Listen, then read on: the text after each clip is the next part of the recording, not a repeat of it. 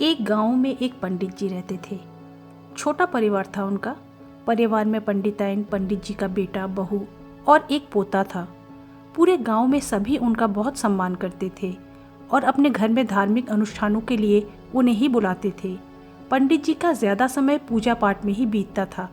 जब भी पंडित जी धार्मिक ग्रंथों को पढ़ते, अपने पोते को भी बुलाकर बैठा लेते और उसे सुनने के लिए बोलते।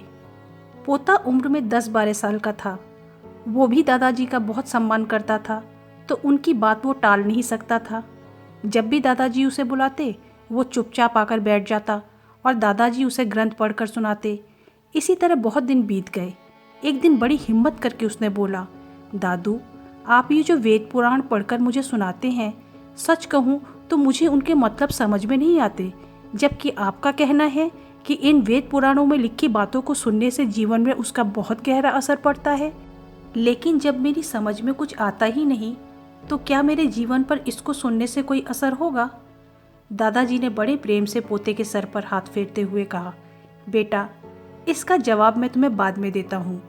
पहले तुम एक काम करो, वो देखो कोने में जो कोयले का टोकरा पड़ा है ना, तुम नदी से उसमें पानी भर कर लाओ। दरअसल पंडित जी के घर के सामने ही एक नदी थी। पोता झट से टोकरा उठा लाया, उसमें पानी भरने चल पड़ा।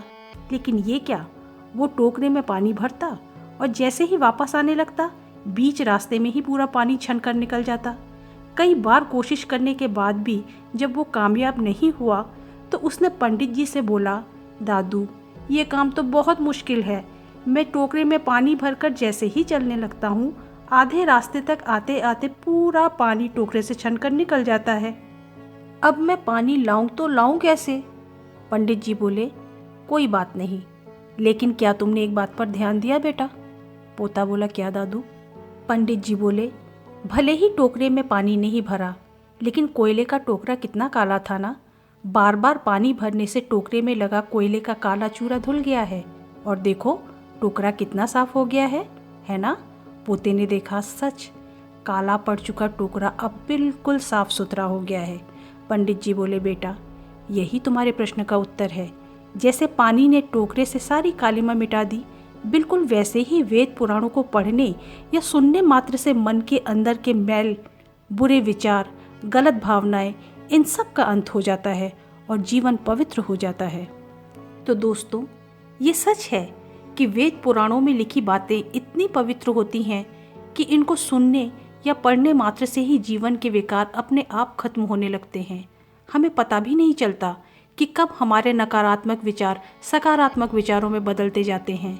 सांसों के माध्यम से फेफड़ों में जाने वाला ऑक्सीजन भी दिखाई कहाँ देता है, लेकिन फिर भी वही तो हमें जीवित रखता है ना। तो बस रोज़ थोड़ा वक्त निकालकर इन अनमोल शास्त्रों को ज़रूर पढ़ें। भले ही पूरी तरह से समझ में ना आए, लेकिन विश्वास करें, काम वो संजीवनी जैसा ही करेंगे। जय श्री कृष्ण।